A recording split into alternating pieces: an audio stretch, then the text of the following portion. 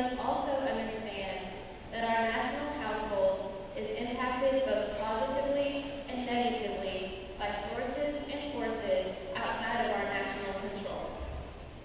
This is not, however, a plea for world government.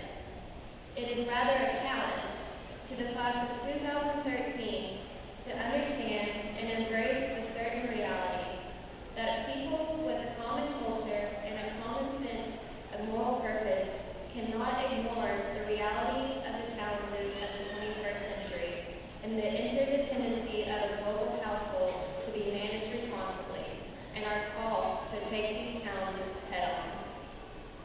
We may not completely solve the problems which will confront us, but we also cannot ignore these problems.